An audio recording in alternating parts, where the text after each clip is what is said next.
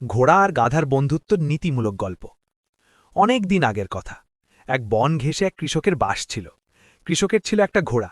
সেই ঘোড়ার সাহায্যে কৃষি জমিতে হাল বহাত, আবার দূরের গ্রামে হাটে হাটে নিজের পণ্য বিক্রি করতে নিয়ে যেত।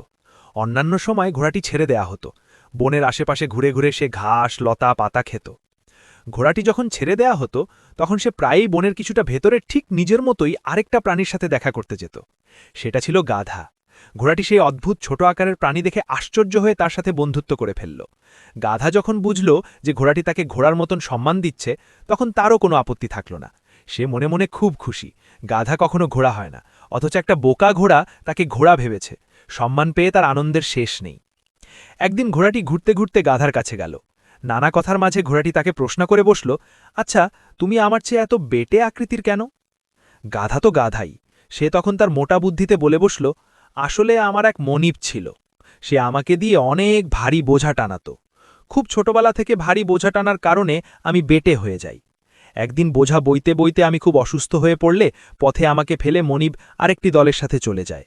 ভাগ্য ভালো থাকায় আমি জানে বেঁচে যাই, আর সে থেকে এখানে একা থাকি। ঘোড়া ভাবল, এ কেমন কথা?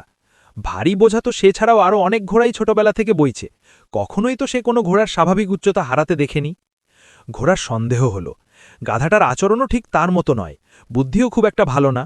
তার পক্ষে বিরান ভূমিতে মারা যাবার হাত থেকে রক্ষা পাওয়াও স্বাভাবিক নয়। তাই সে পরের হাটে ভালো করে ঘোড়াগুলোকে দেখতে লাগল। কোনো ঘোড়াকেই সে ছোট আকৃতির হিসেবে দেখল না। প্রতি হাটে সাধারণত যে স্থানে ঘোড়াটির মনিব তাকে বেঁধে রাখে, সেখানে আরেকটি বড় ঘোড়া আসে। আজ তার সাথেই কথাটা পারল। সে তার অদ্ভুত অভিজ্ঞতার কথা তাকে বলল। শুনে বড় ঘোড়াটি তার অভিজ্ঞতা থেকে সব রহস্যের জট খুলে দিল। সে বলল, তুমি একটি বোকা ধোঁকাবাজের পাল্লায় পড়েছ। আসলে সে ঘোড়া নয়, বরং একটা বন্য গাধা। সে নিজের সম্মান বাড়াতে তোমার সাথে অভিনয় করে যাচ্ছে।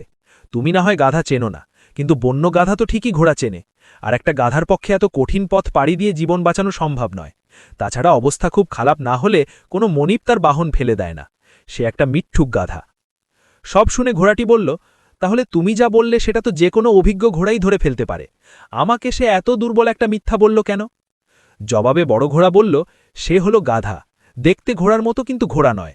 তুমি যেমন তোমার মতো তাকে ভাবছ, সেও তোমাকে তার মতোই ভেবেছে। তোমার কাছে গাধার কোনো অভিজ্ঞতা নেই বলেই তুমি ধরতে পারোনি। আসলে গাধারা মিথ্যুক হলে খুব সহজ মিথ্যুক হয়।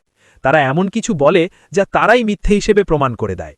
সে শুধুমাত্র নিজেকে সম্মানিত করার চেষ্টা করেছে। গাধা তো সবসময় গাধা, তাই সে কাজটাও গাধার মতো করেছে। ঘোড়াটি সব কিছু উপলব্ধি করে বুঝল, তার মনিবের সমাজেও কিছু গাধা আছে, যারা ঠিক ওই গাধাটির মতোই মিথ্যাচার করে সম্মানিত হতে চায়। আর ওই সব গাধারা বিভিন্ন মিথ্যা কাহিনী বানালেও তার পেছনে কোনো প্রমাণ ও যুক্তি হাজির করতে পারে না।